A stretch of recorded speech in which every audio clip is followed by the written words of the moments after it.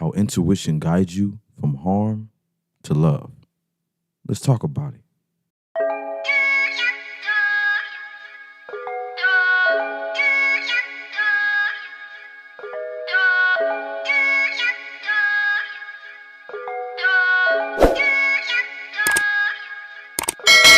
I was just patient, never try skating. Fuck niggas hating. So, in this video, I want to discuss how your intuition is what guides you from harm to love. So, first, let me define the word intuition. Intuition is the ability to understand something immediately without the need for conscious reasoning. So, pretty much, this is that gut feeling. You know how they have that saying, trust your gut? It's already in you. Based off of your belief system, you will have something that guides you throughout your life. And the way it guides you is through your intuition and through your faith. And so your intuition it gives you like these triggering feelings, and you know, it makes you feel a certain kind of way, and kind of something tells you like, I shouldn't do this, or that's not right. Something is off, right? That's your intuition.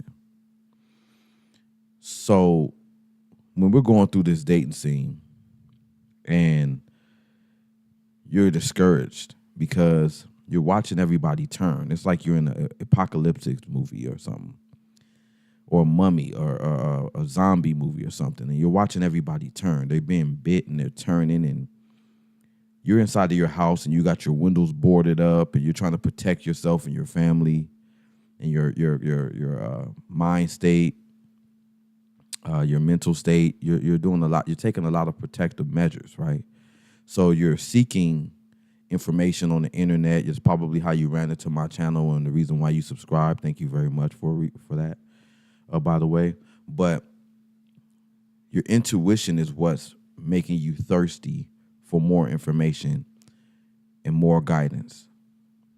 Okay, so I have 5 key ways that your intuition will protect you from harm and will guide you from harm, but to love or success. Okay, number 1. You ignore the noise around you and pay attention to the voice in your head. With all this talk about modern dating, alpha males versus beta males, girls not liking good guys because they're too boring, something is telling you this isn't right or the way you need to live your own life. Your intuition allows you to explore other options. You step outside the box you once felt trapped in. Trusting your intuition is allowing you to stand up to social norms and not conform to them. So, again,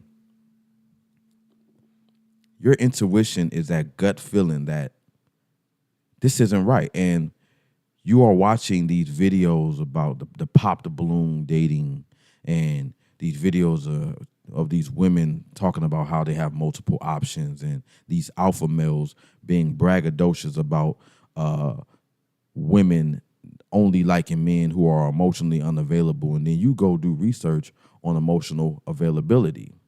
And what you'll see is, as a matter of fact, I can put it on the screen for you. This is the definition of emotional unavailable. That's supposed to be an, but it says a. Ignore that. An emotional unavailable person cannot or will not consistently connect with another person through deep conversations, showing or being receptive to another person, showing emotion, and being honest about their feelings, thoughts, actions, and intentions. So these people are out here bragging about being detached from love.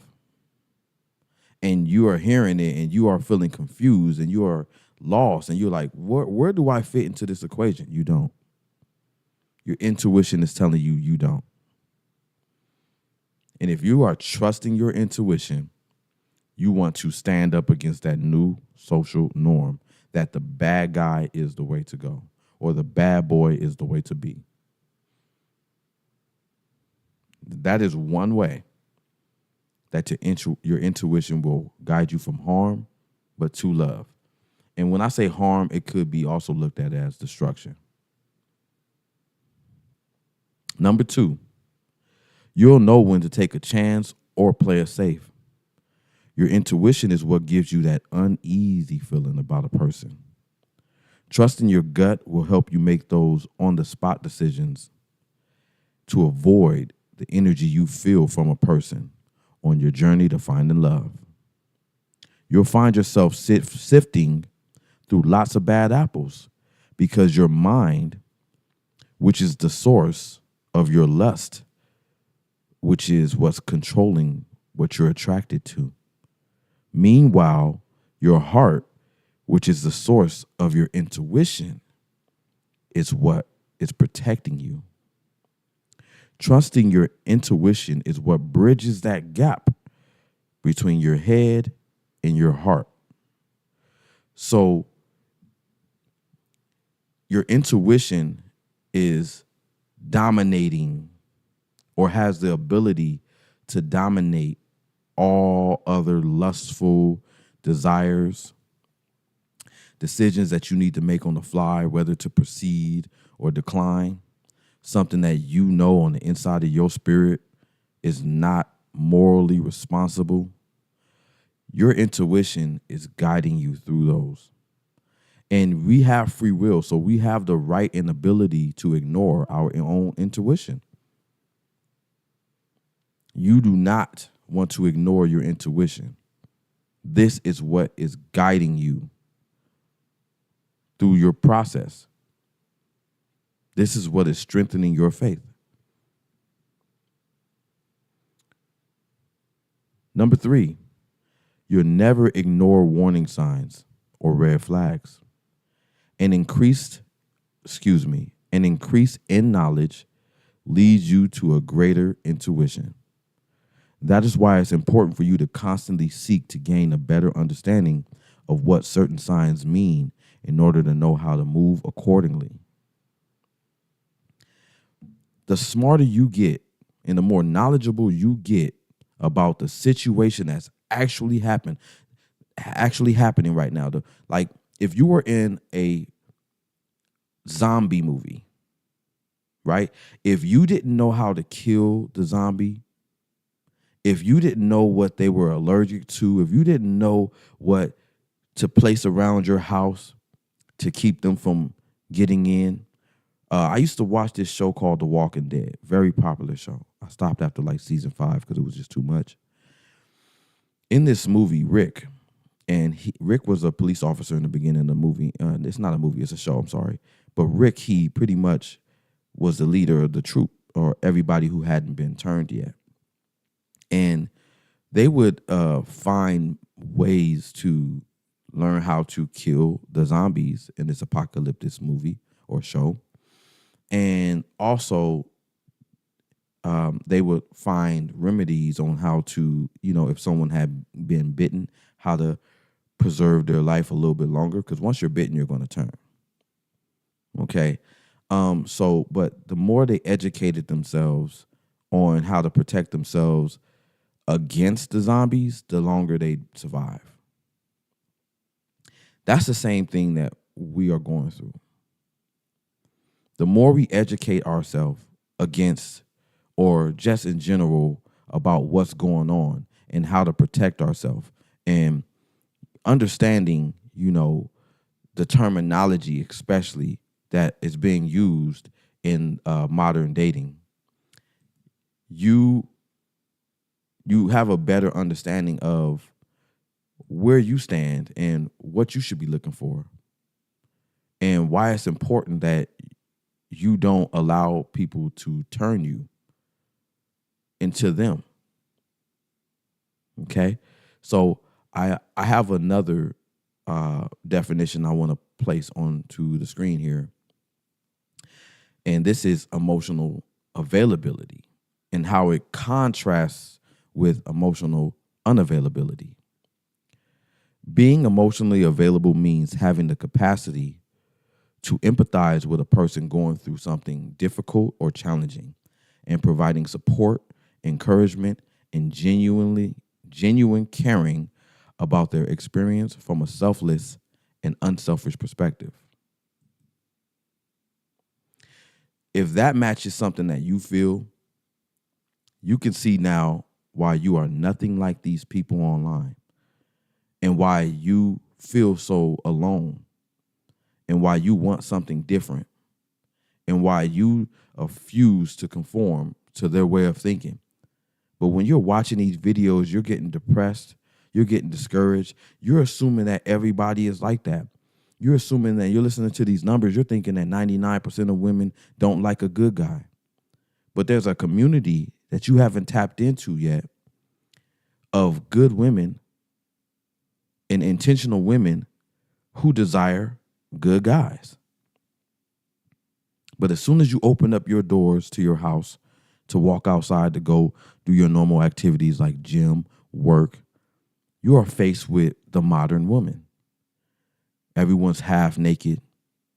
Everyone's boastful and proud to be a narcissist. Everyone is selfish and self-seeking and only looking out for themselves. Nobody believes in love or even wants love, and they're saying it outright. You go online dating and they're saying, I'm looking for strictly friends. I'm not looking for love.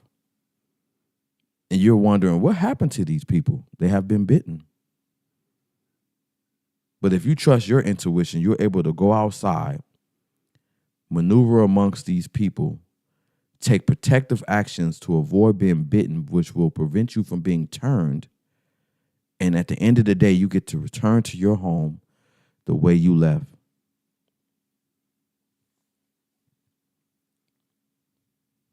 That is what your intuition is going to do for you.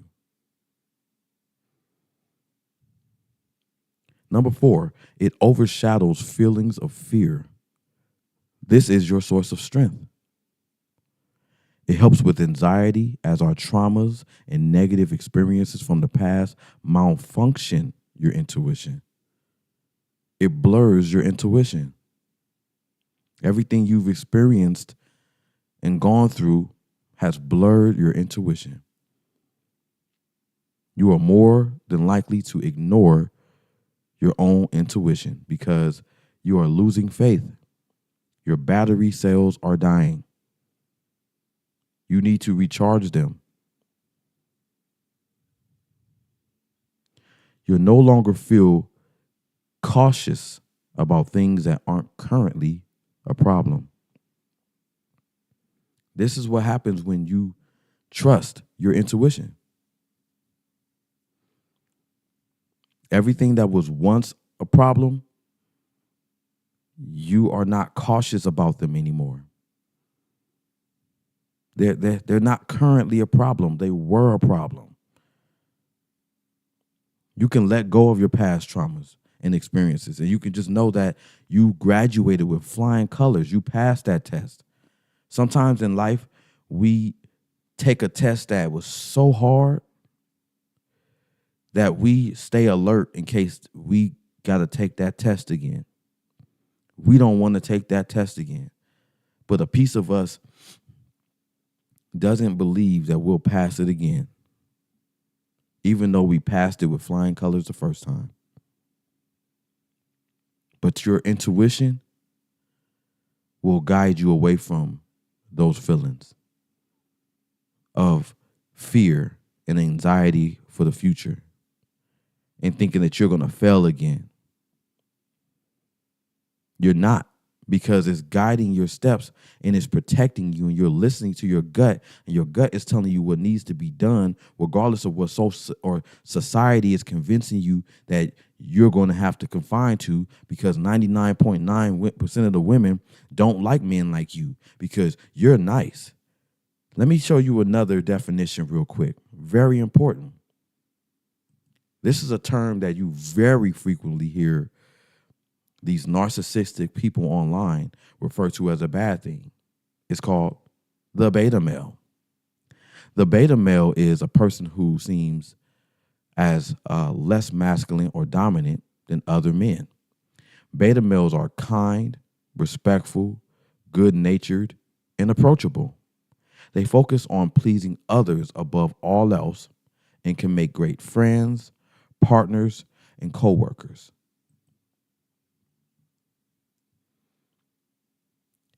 So you watching these videos and they're telling you that modern 99% of modern women want the emotionally unavailable guy, the bad boy.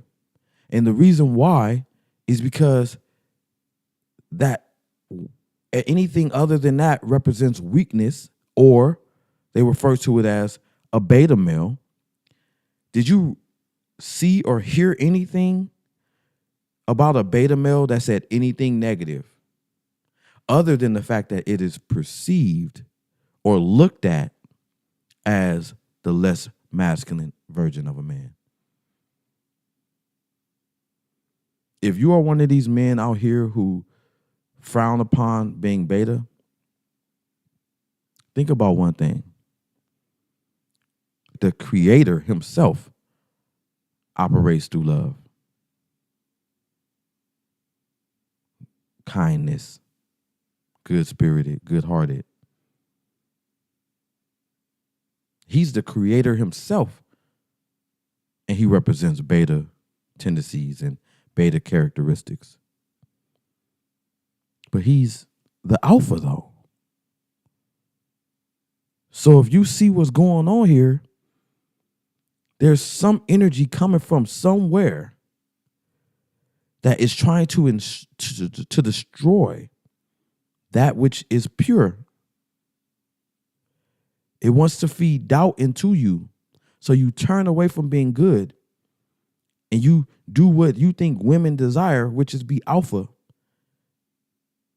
And I'm not saying being alpha is a bad thing, but alpha only refers to, when you look at the definition, as someone, I'm going to give you the definition. Alpha male, the most dominant, powerful, or assertive man in a particular group.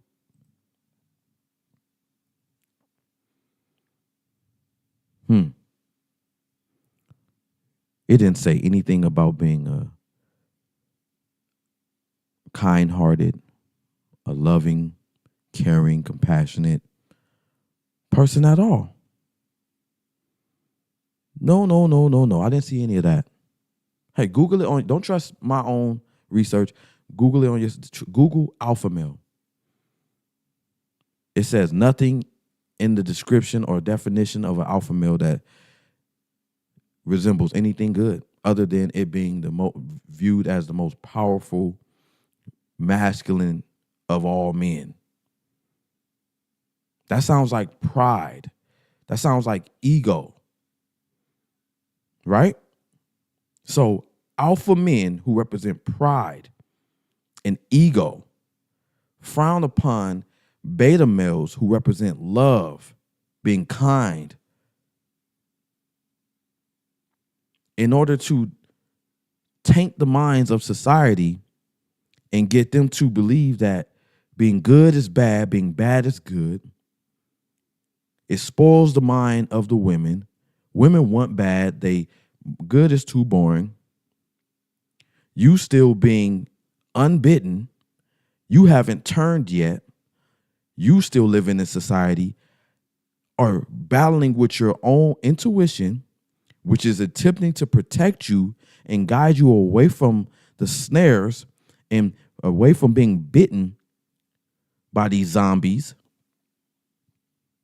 And you're fighting.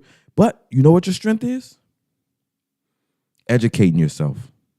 Because the more you educate yourself, the more you know how to avoid turning and following social norms. It helps you deal with your anxiety, your doubt. You have to unsubscribe to all of this negativity. You have to go to those alpha male channels that you're listening to, and you have to press unsubscribe. You have to go to your Instagram channel and you have to press unfollow. You have to stop letting that information come into your head and taint the way you are thinking. Clear it up. Clear all of your news feeds. Stop listening to the podcasts. Trust your intuition. Let it guide you from harm and destruction, but into love and success. Lastly, number 5, how your intuition guides you from harm or destruction into love or success. It helps you figure out who you can trust before devoting too much time and energy. This is not only pertaining to dating. It's also pertaining to, like I said, your influences, your sources of information, the people you are listening to, but also the women you are choosing to date. You know how to end that relationship quick. You know how to get out before you're fully vested. You know how to dodge the bullet. Never, ever, ever do you want to not trust your intuition. Never ignore your intuition. That has been a saying for many years, and I understand why right now. In closing, I want to tell you about my dating experience last night. I met a woman online dating, and I made one quick mistake that I'm going to be vulnerable and honest about, is that this woman told me before our date, or before I even offered to take her on a date, she told me before we even jumped off the dating app that she was still currently married, but separated. Had been separated for 2 years, she claimed. Okay. Don't do that, guys. Don't date women who haven't closed one door and trying to open another. Because what I'm going to tell you right here is going to show you. I jotted it down so that I can tell you guys about this, my experience. So this is called monkey branching, by the way. When you haven't closed one door and then you try to open another. And this is narcissistic people do this especially because they can't be alone. They can't be by themselves. They do not self-reflect. They're battling with a lot of shame and guilt, and they don't want to face those things because it hurts their inflated ego. And their inflated ego is their source of power. While on our date, she explained to me that she had been married 2 times. Both husbands left her. She met her second husband while still married to the first husband. She proposed to her second husband 2 times before he accepted. Second husband, moved out 2 years ago, but won't give her a divorce. I told her she can get him served if she wanted to get a divorce that he wouldn't grant her. And she said she will give him the silent treatment for a few more months before making that decision. Another red flag is that she was currently wearing a wedding ring as she sat across the table from me. I asked her about the wedding ring. She said it was her mother's wedding ring from her father. Her father had passed away 6 years ago, and it was pretty much like something that she did. She wore to remember her father by. I said, yeah, but you have it on your ring finger. And she said, this is the only finger it fits on.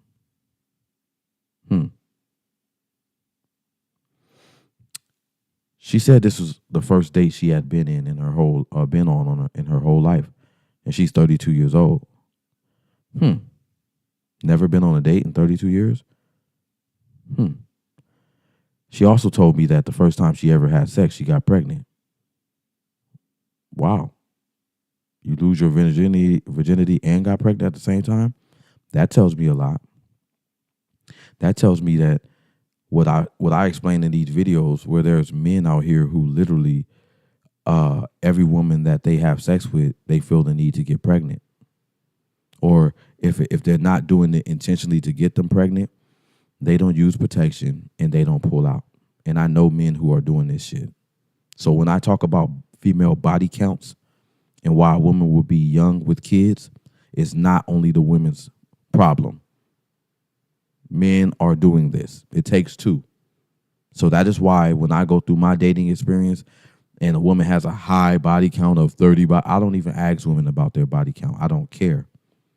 All I care about is how you are when I met you.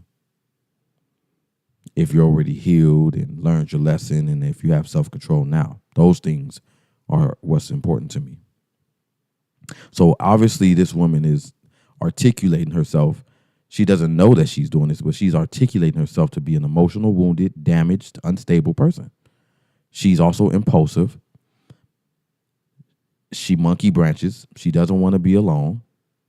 I'm reading all of this off of what she's telling me. She also stated that she was in a relationship with her previous husband, with her previous ex after her most recent husband, she jumped into a relationship with him after just a few days. She doesn't believe in God, but her mother is a diehard Christian. Lacks guidance, lacks spirituality. She currently lives with her mother because she rented a home from a friend, but her friend sold the home under her within 6 months. I don't know what to take away from that, other than the fact that there has to be a reason why you are not self-sustainable. And if I was to pursue her, I would find out why. She's codependent. And also being codependent, why are these men leaving you? Both husbands left her. So at the end of the day, she told me to text her when I made it home. I did, even though it was a failed date. I texted her when I got home. She has an iPhone, and iPhones tell you when someone has their notifications turned on or off. So when I got home and texted her that I made it home, I was met with a response text message that said she had her notifications turned off. She never responded to my text message and said, "Me too, I made it home," or nothing. She didn't let me know she made it home. So whatever her living condition is or situation is, she shouldn't be dating. She might actively be living with this man that she is separated from and still legally married to. Well, she claims she's separated from, but she still wears a ring on her ring finger. So me having intuition, I know how to proceed with this situation. I don't. I leave it right where it is. And if I proceed and ignore my intuition, I'm going to get exactly what I deserve. If you found this video helpful in any kind of way, please like, comment, subscribe. If you're new to my channel, my name is Jerome, and this has been another episode of The Superb Word. I hope you guys are having a wonderful rest of your day, and I will be back with you guys shortly. All right.